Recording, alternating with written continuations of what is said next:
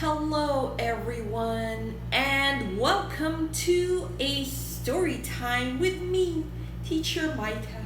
I'm gonna be telling you guys a story based on our Philippine myths. Now, a lot of you may have seen the new Tresa animation that is from our very dear Mr. Budgetan. We love him and he's so very supportive of Filipino content. Now, this story that I'm going to tell you is from my friend Carl. I'm going to tell you more about him later, but first, let's get on with the story, shall we?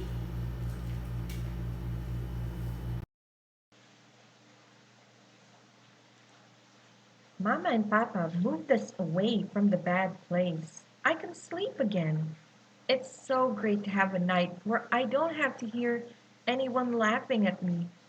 I'm so glad Mr. Albulari? Albulari? Ah, Albulario man. Yeah, he told us to go find another place to live. He was nice. There was so much to do in this new place. I have so many new friends. And Kuya and Mama and Papa found new things to do. My favorite place is the new park near my house.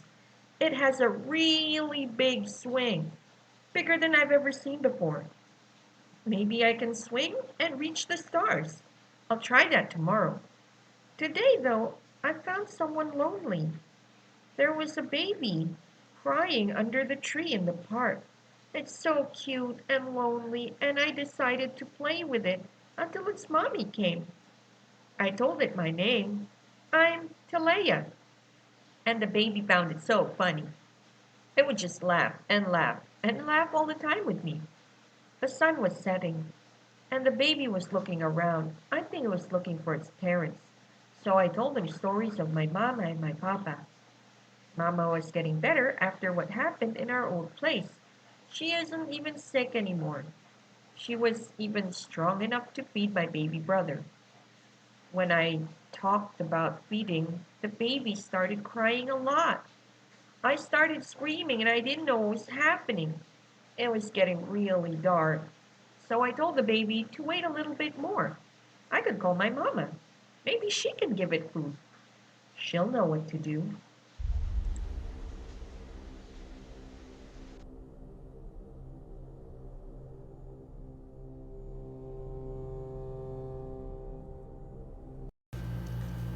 So, how did you guys feel about that story? I've got my very own little China over here. I love her so much. Anyways, that's not the end of our story time. I have another story for you guys, and I hope you won't freak out with this one. Anyways, this story is also from my dear friend Carl. Now, Carl is a researcher of different Philippine myths. He goes all around the country to look for these myths. So these are Philippine based myths.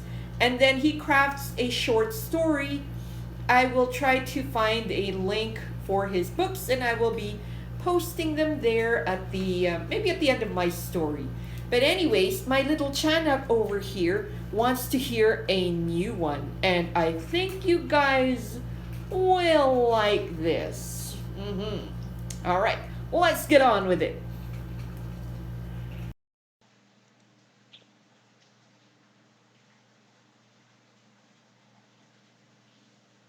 The forest, it's so dark. I just I just need to stay in one place. Kuya told me before that if I stayed in one place, then people can find me. I got lost. I don't know what to do. I want my mama and my papa. All I can do is cry. I don't know where I'm going right now. I'm just a girl. I was so scared, so angry at being lost. I took a rock and I threw it. I heard a loud scream. Something scary came out of the tree. Oh, it was a child, just like me. But why is it walking on its hands?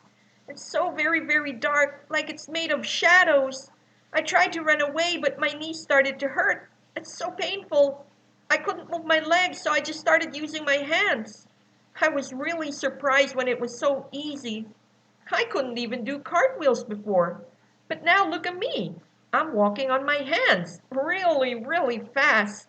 Wow, I'm so fast that I was away from the scary thing in no time. I'm so happy. I think I know what to do now. Look, the forest. It's so nice when it's nighttime. You can hide anywhere. I just need to keep walking on my hands because my legs still really hurt. It's so painful if I try to walk normal, but it's okay now. I think this is how I'm gonna be. It's gonna be great. I think my family's gonna be fine without me. I found I can make new friends. I just need to look at a new playmate and their legs will start to hurt too. And then they'll walk on their hands, just like me. I can make so many new friends now. I just need to find more kids to play with.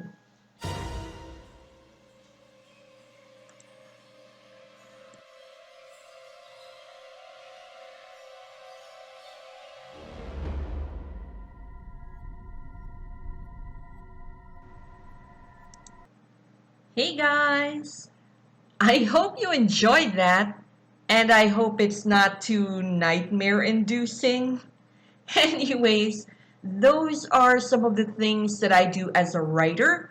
I not just write my stories, I also promote them through reading them a little bit, sharing them to others, sharing them to young writers, because young writers are readers. Now, here is my contact me page. You can check out my website and my social media channels. I have two YouTube channels, and I'm testing out TikTok. Anyway, so some of my friends, they love to write as well. So if you want to check out my books, please see my Amazon page. Before you purchase something, please ask your parents first. So thank you all, and I would love to see you again.